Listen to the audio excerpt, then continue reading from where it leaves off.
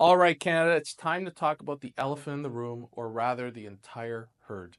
Since 2015, the Liberal government promised sunny ways, a booming middle class, and those that want to join it, and a brighter future for all of us. Fast forward to today, we're staring at fiscal chaos, endless scandals, cabinet ministers resigning, and a broken immigration system that's left Canadians wondering if Ottawa is even trying anymore.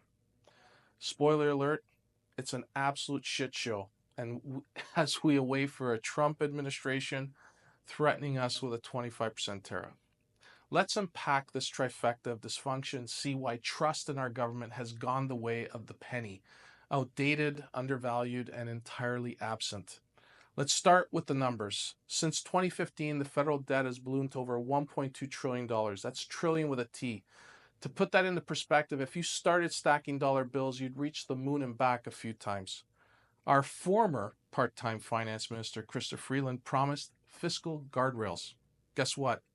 They were made of paper mache. Spending is out of control, deficits are the norm, and Canadians are paying the price. The fall economic statement reported a deficit of almost $62 billion, and the fiscal guardrails she put in place was $40 billion. Almost 55% over budget. So she's told she's going to be replaced by the Prime Minister, and she decides to quit because of spending gimmicks that she stood behind until she was being told she was being shuffled out. Give me and Canadians a break. Great drama for news anchors, but this clearly illustrates the lack of leadership in Ottawa.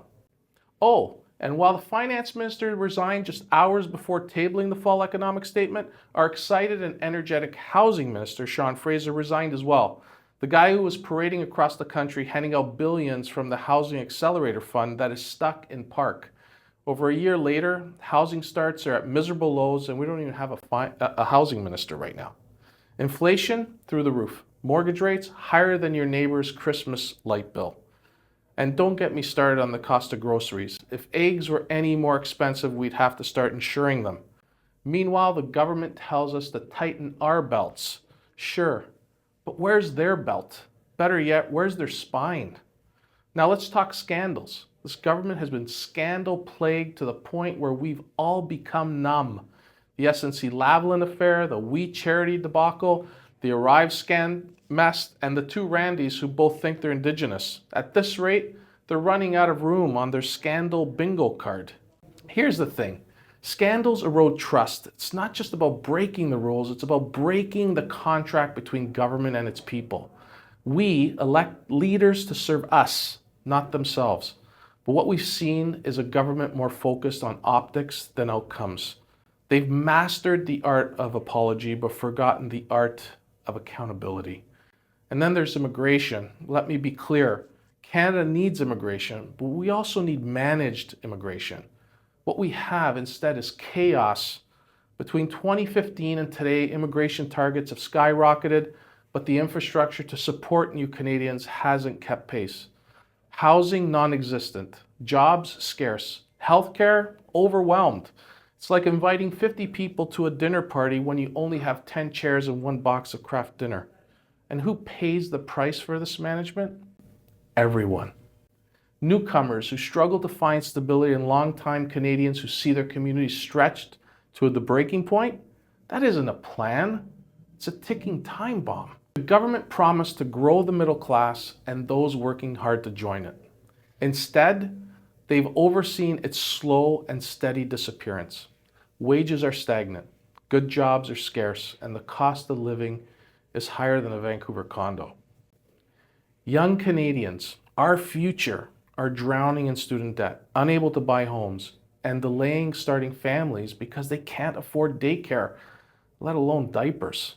This isn't growth, it's economic quicksand. And yet Ottawa insists everything is fine, and they're working for Canadians. Newsflash, gaslighting isn't governance. Here's the irony.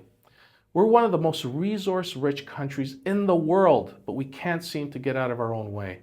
It's like having a fridge full of food and ordering takeout every night. At some point you have to wonder, are we just bad at governing? So how do we fix this?